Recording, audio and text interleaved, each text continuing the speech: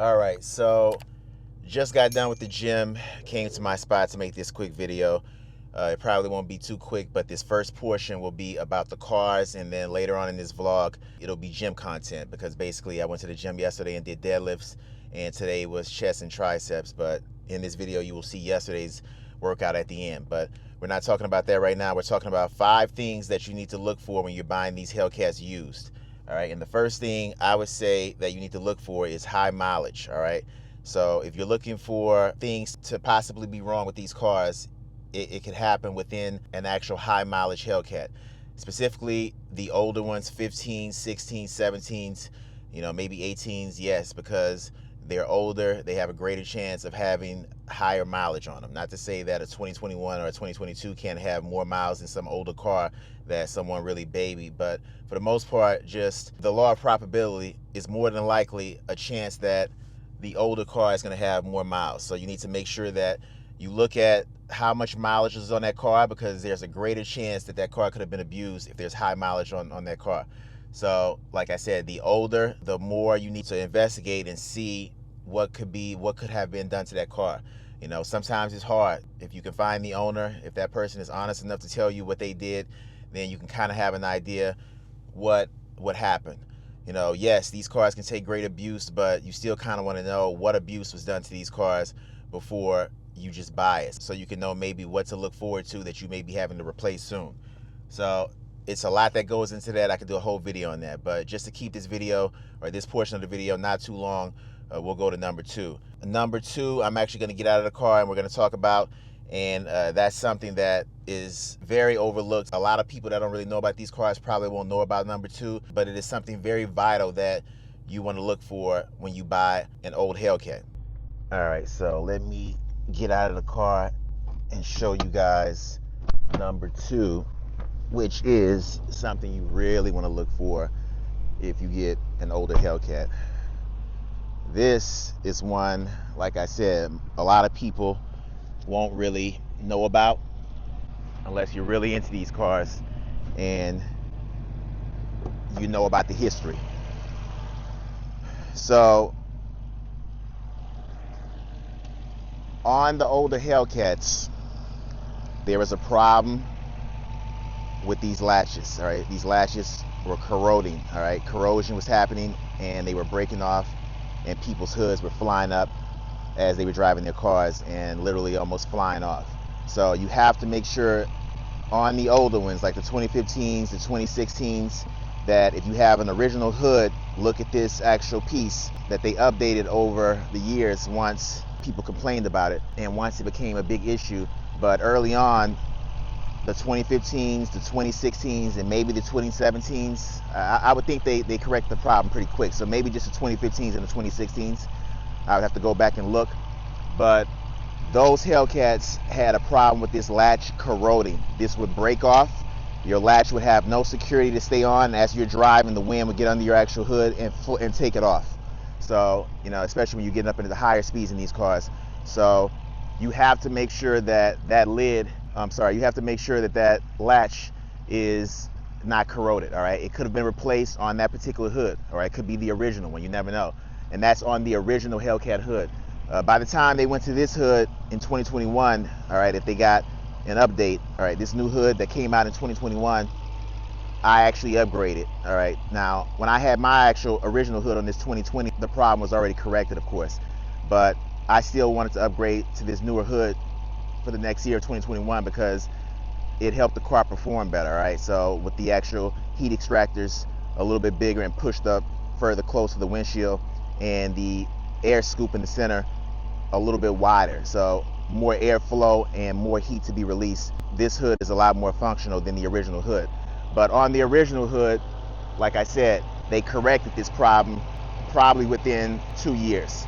All right, so maybe, I'm sure by like 2017, all right, the 3rd year of the Hellcat, it was already fixed. But you got to make sure you check your actual latch on your hood to make sure it is not corroded. And if it is, I'm sure there's some work that can be done. As you can see, there's 2 bolts right here. So I'm sure maybe those bolts can be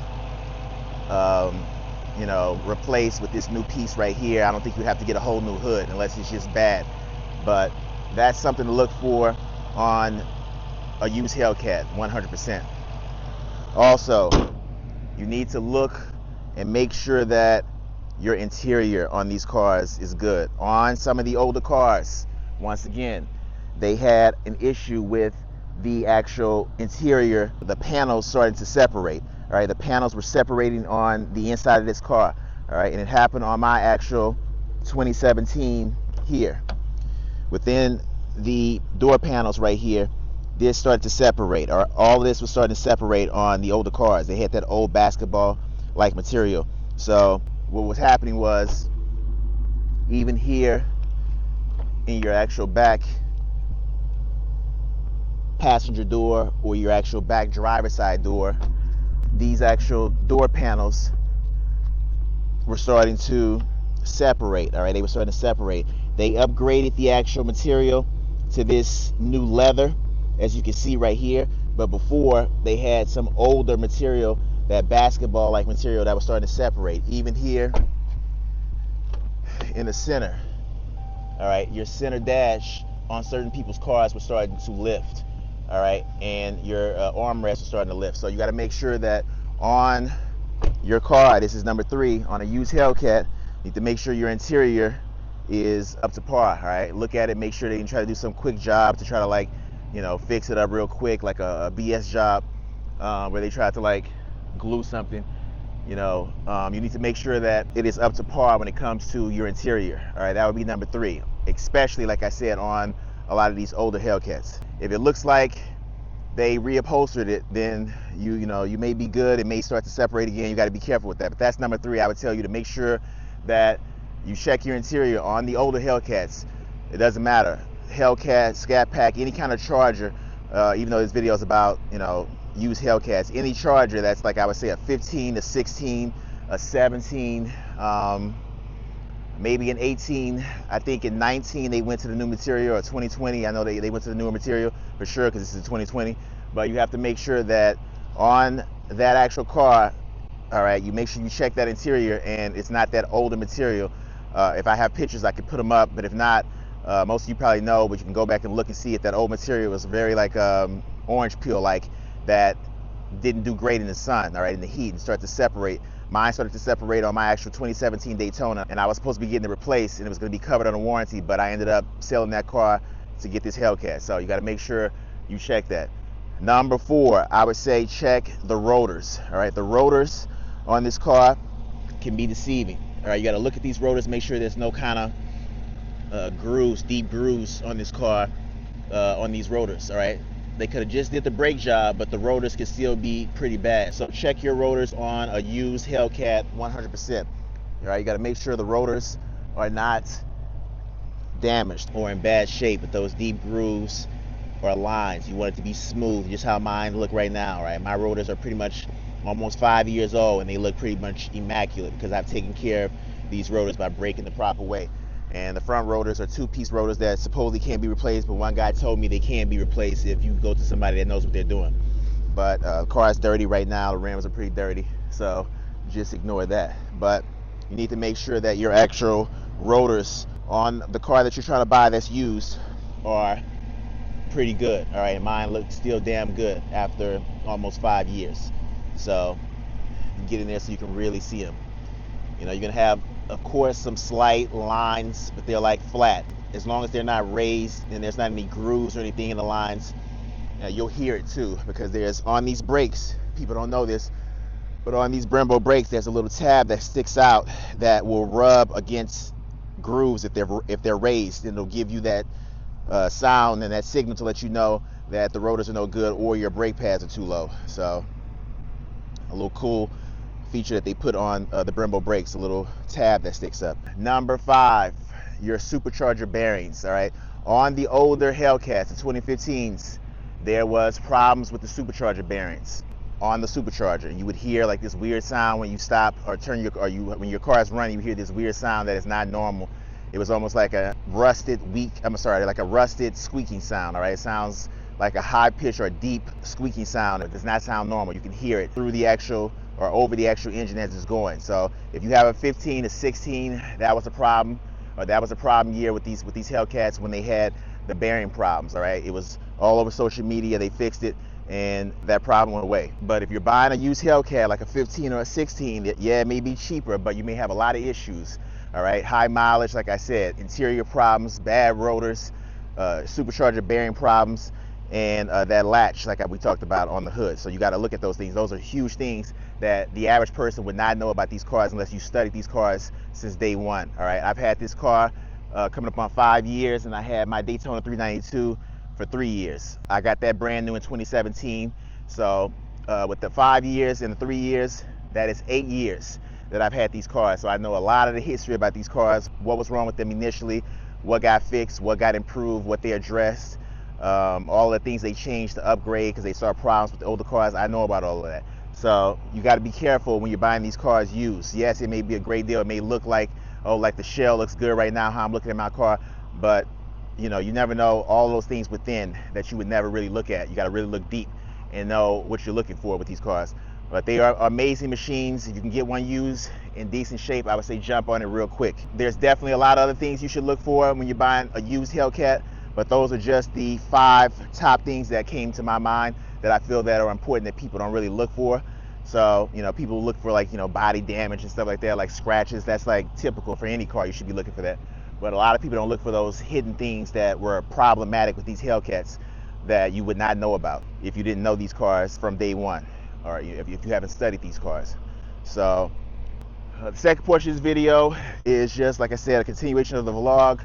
I'm going to the gym. I did deadlifts yesterday. You know, if you're not into fitness, this video is over for you. You can go ahead and click off. You know, I'm watching my average view duration, and you know, people are falling off so quick. I'm at this point where I just want to vlog what I want to vlog. So there's the car information. The next part of this video, like I said, will be, you know, just me doing what I got to do, going to the gym, doing deadlifts. Muscle cars is what I'm into, and fitness. So anybody that knows me, that has been watching my channel for years, knows that I'm big into fitness. So with the deadlifts that I did yesterday, I took some time off of deadlifts.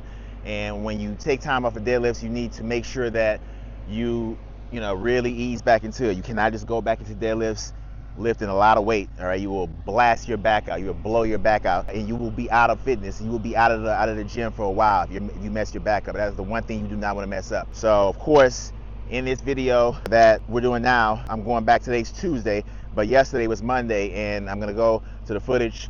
I warmed up, I used the bar to warm up, and then I went to a 25 plate on both sides, warmed up with that.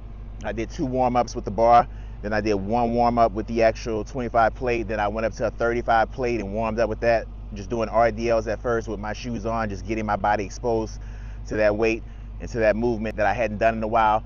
And then I went up to 135, all right, 245 plates on both sides, and then after that I went up to 225, and I started to do conventional deadlifts at that point. Shoes off, touch and go, all right, not RDLs anymore, because I just use RDLs to warm my body up and expose my body to that weight. And after that, I went up to 275. I didn't go too heavy because, you know, I hadn't deadlifted in some weeks. I started RDLs last week to kind of get my body acclimated back to the movement, and then this week was my second week, so I can get my actual deadlifting weight back up where it was. And then I did then I went back down to the drop set of 225. But that's going to be next. Like I said, you know, I'll be putting pretty much car and fitness on this channel. I did it years ago. I would, you know, vlog, and I would add some of the fitness within my vlogs, and you know, I'm back to doing it again. So like I said, if you're into cars, the video's over for you. If you don't care about fitness, if you don't care about seeing fitness, then you know, you can just go ahead and stop the video at this point, because this portion of the video will be when I went to the gym yesterday.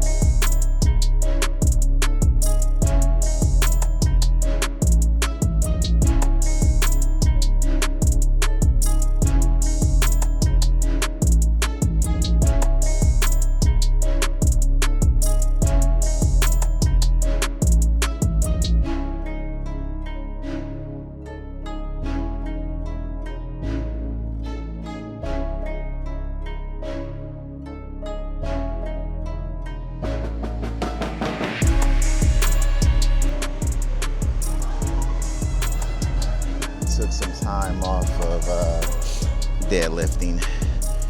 So I gotta ease back into it. Definitely took some time off.